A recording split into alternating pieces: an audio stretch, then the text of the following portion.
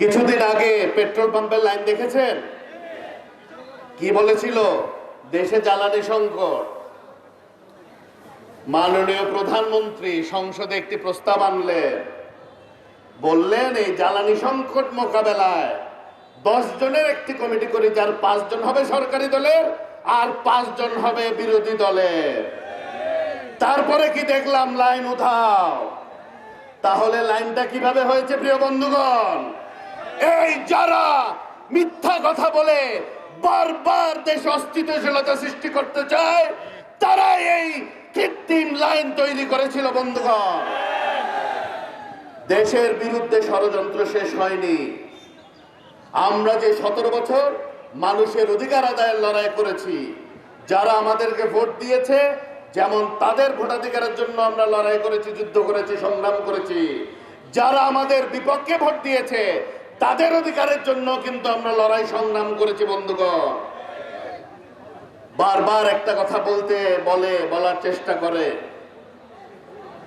ওনারা নাকি আমাদের অবস্থা পলাতক ফ্যাসিস্টদের মতো হবে। ছোট একটা ভুল হচ্ছে। এই বাংলাদেশ জাতীয়তাবাদী দলের যে 209 জন সংসদ সদস্য এলাকাকে প্রতিনিধিত্ব করছেন, তারা সকলেই প্রত্যক্ষ ভোটে নির্বাচিত সংসদ সদস্য। আমাদেরকে জনগণের ভয় দেখাবেন না। আমাদের জন্ম হয়েছে রাজপথে, ইনশাআল্লাহ মৃত্যু এই রাজপথেই হবে। একটা কথা বলি, ঐক্যবদ্ধ না হলে বাংলাদেশকে সবাই মিলে সামনের দিকে এগিয়ে নিয়ে যেতে পারবো না। তাই মাননীয় প্রধানমন্ত্রী গতকাল সংসদে যে আহ্বান জানিয়েছেন, সেই রেশ ধরেই বলতে চাই, সেই আলোকেই বলতে চাই, আমার আপনার আদর্শ যাই থাকুক, গন্তব্য একটাই হওয়া উচিত, সুখী সমৃদ্ধ স্বনির্ভর বাংলাদেশ। আসুন আমরা সকলে মিলে এই সুখী সমৃদ্ধ এবং স্বনির্ভর এবং বৈষম্যহীন বাংলাদেশ গঠনে নিজেকে আত্মনিয়োগ করি, পরচর্চা বাদ দিয়ে।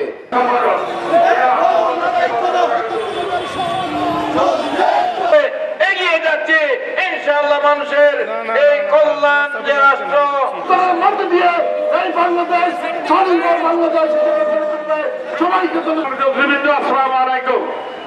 চট্টগ্রাম দক্ষিণ জেলার শ্রমিক দলের পক্ষে সভাপতি, শ্রমিক দলের অন্যতম সহসভাপতি চেয়ারম্যান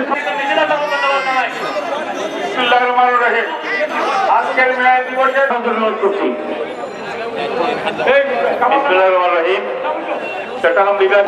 তাদের থেকে সাবধান থাকতে হবে। অনেকে ছিল আমরা করতে দেব না, যে করতে হবে তাদের বিরুদ্ধে ব্যবস্থা নেওয়ার জন্য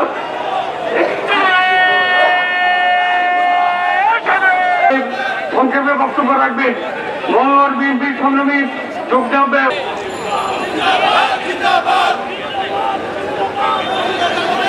বিভাগীয় শ্রমিক দলের থেকে আজকের এই সমাবেশে চট্টগ্রাম 9 থেকে নির্বাচিত সাবেক জনগণের প্রাণপ্রিয় নেতা জনাব আবু সুফিয়ান ভাই নাজিমুর রহমান উপস্থিত রয়েছেন।